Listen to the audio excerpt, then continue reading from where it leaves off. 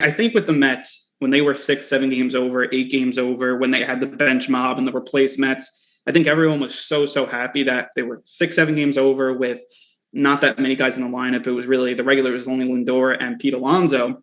And then, you had some Pilar, VR, all these guys that, they were making some big plays, clutch plays. Jose Peraza, another guy, and you could go down the list. Billy McKinney. You could really just go down the list of the guys who made some contributions. But now everybody's back, and they're still only 6 games above 500, 7 games above 500, just hovering around.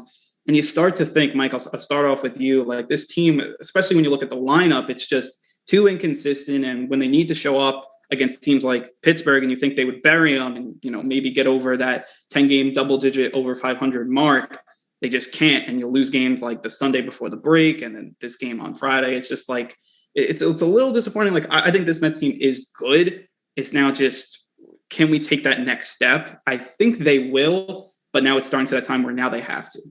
Yeah, I mean, you bring up, there's a lot to touch on, which you talk about in those last couple of minutes. I mean, first off, you say 2007, and part of me just wants to crawl up into a ball and go into a corner somewhere. I don't want to hear any talk of 2007. Now, we're not in September yet, so I don't have to worry too much. But, when it comes to this Mets team, I think we're approaching the trade deadline, and I think the biggest thing that we see right now is this team has to make some moves. I've seen some other Met fans out there, some other people on Twitter say, we don't want to have like a Brody situation. We don't want to lose our prospects. We can't. This team is good enough. We can stand pat. Carrasco's going to come back. No. That's just not good enough. This team. You already see the Nationals. You already see the Phillies. These teams are trying to make some moves. The Braves. They're trying to make some moves. We see Jock Peterson moving into the division now. I mean, You cannot, even for the simple fact of the other teams are going to try to get better, you cannot stand pat at the deadline. We have to make some moves. You got to improve it. To me, the biggest problem, and it continues to be the offense.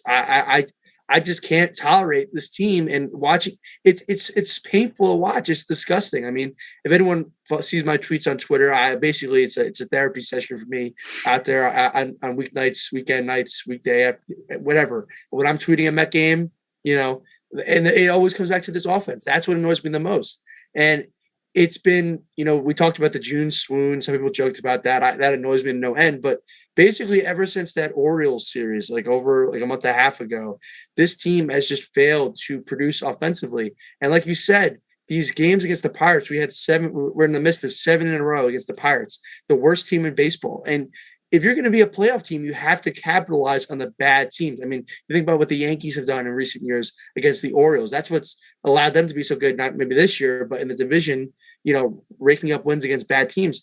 If the Mets want to be a playoff team, they have to win games against teams that struggle, like the Pirates. And second of all, they got to improve offensively. And like I said, to me, that means trade deadline acquisitions. And right on the top of my list, and Roach, I'd love to hear maybe some of your thoughts too, but right on the top of my list, Kris Bryant. That's who I think the Mets need to go after offensive-wise. And also they need some pitching too, because Stroman's been up and down. You don't know where you're going to get out of McGill long-term. They need some more depth in the rotation as well. I agree with you on the lack of offensive production. And the only team that scored fewer runs than them is the Pittsburgh Pirates. You can't put up 1 run against the Pirates.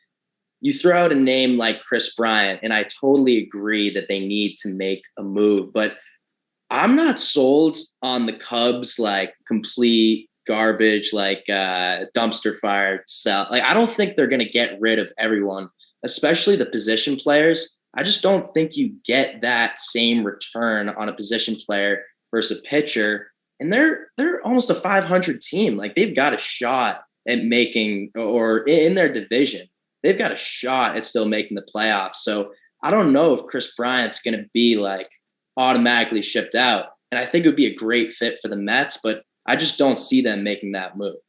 Yeah, what I would just say to that quickly, and then obviously, Andrew, you probably will jump on this too, but, I think it was John Heyman, if I remember correctly, who tweeted out that essentially the Cubs are in sell mode, and moving Jock Peterson to the Braves was the first selling move. And I think it was also Heyman as well. It might have been maybe it was somebody else, but maybe it was Passan. I don't remember.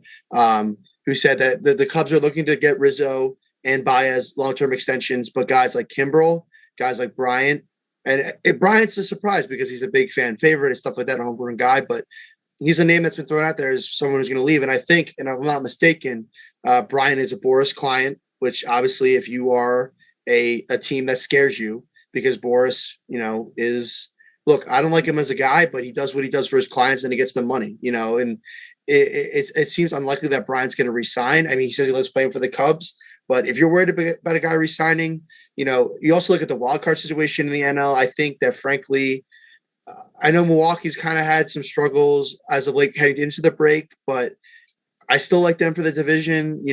St. Louis again has been up and down, and then the wild card I think is set with it's going to be two West teams, and I think we can debate who will win the West. But essentially, if you're in the Central or you're in the East, it's about winning your division. And you're Chicago, you're at 500. You've already sold off Jock Peterson. You have impending free agents, and based on what the insiders are telling us, and I think he's available. And if he's available, you got to get him.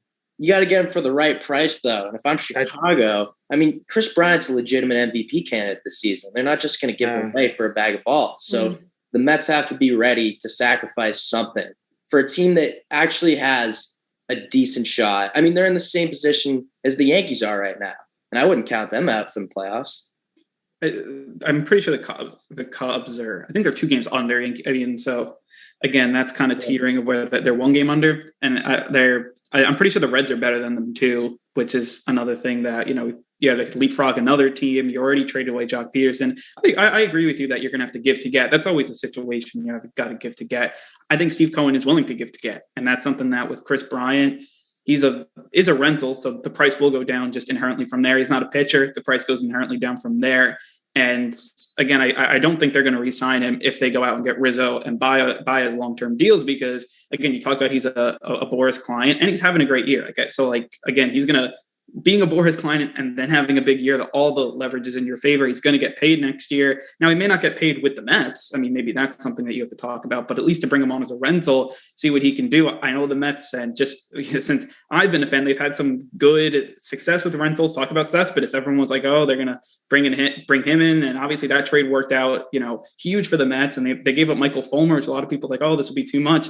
I haven't heard Michael Fulmer's name a lot, so again, and that's why you like to go all in, because you talk about how many prospects actually do work out. And that's something that even with the Stroman trade, and I know Brody and that trade is going to probably continue to get maybe criticized or talked about, but Stroman's still here pitching for the Mets and he's giving value to the team. And I know they gave up prospects, but I think it was Woods Richardson. He's not in the league right now. I mean, who would have known what he'll do in the future, but the Mets are in win now mode. And I think obviously it's good that they have Marcus Stroman in their rotation. And I think that when you look at these deadline deals, and especially Kris Bryant, you bring him into this lineup and just going over this Mets team, they basically have a former all-star at almost every position. You have one at James McCann at catcher, first base Alonso, second base McNeil. Lindor is a former all-star. If you had Bryant's an all-star. You have Conforto out and right. He was a former all-star.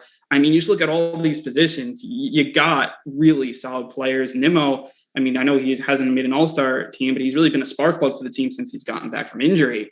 And just at a certain point, when is this lineup going to wake up? Because I thought they were going to be a top 5 offense in the NL. It just hasn't happened.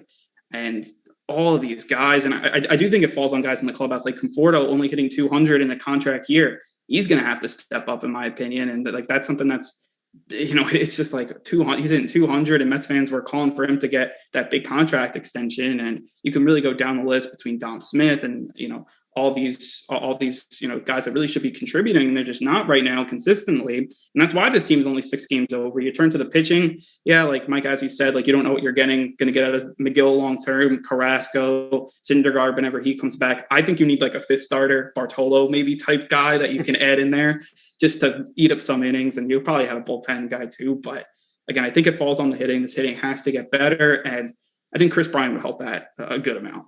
Now, obviously, earlier in the show, we're going to be we talked about Kris Bryant, and the Mets, and I'm going to predict it's going to happen, but that's not the only. But I think that's a little vanilla. I think a lot of people are talking about it. So my bold prediction for the Mets is not only will they trade for Kris Bryant, they will trade for Trevor Story, and he will become the second baseman for the New York Mets for the second half of the season. And Jeff McNeil will be gone at that point of the season as well. So I don't know if you guys remember, but during the home run derby, Buster Olney was on the mic and he was like, oh, here's Trevor Story. The Mets and Yankees could be looking at him as a trade. Now, that was kind of like a passing comment, but it got me thinking, got me excited. And you throw in the fact that, number one, Lindor, obviously, we don't really know the extent of the injury at this current time as we're doing this show. But let's say it's serious. I mean, you could get Story, still play him at short, let him walk. Or what I love to see is you trade for Trevor Story, you put him at second base. Now, look, I don't really think there's any love lost between Jeff McNeil and Francisco Lindor. I saw them laughing a little bit together last night in Pittsburgh, but I don't really think they like each other that much. And we know Lindor is going to be here for 10 years. McNeil, he's a little bit older for given the time he came up because he'd been in the minors for a minute. Having a down year this year, I think that this is Lindor's team. I could honestly think, and we also got to remember, this is Steve Cohen. Steve Cohen likes to make it. I think, his offseason was nice. It was very good. Obviously, Lindor was the big piece. And then VR and Pilar and, bringing in some other guys like Loop in the bullpen and stuff. It was Carrasco. And the starting obviously isn't pitched yet, but it was a good offseason. But I think in classic Mets, I think there's still a little bit of the old Mets in this team.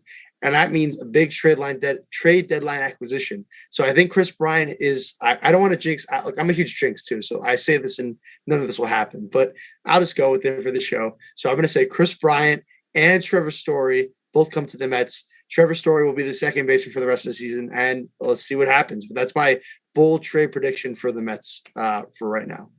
Yeah, I mean, I think the Mets, I don't think they're getting Trevor Story. I do think they'll add multiple pieces. I don't think they're just going to get, let's say it's Kris Bryant. I think it'll be Kris Bryant plus two other players. I think that the Mets are usually active at the trade deadline. Sandy Alderson's still running the show there. I mean, I think that's one thing that people, especially now he's got money to play with Steve Cohen. I think it's going to be a very, impactful, eventful trade deadline for the Mets. I agree with you. I think that Kris Bryant's a little I don't want to call it vanilla, but like a lot of people are calling it, but I think they'll probably add a starting pitcher and a reliever. I think that's something with the Mets, especially with, Miguel Castro has been really shaky of late, to add someone else.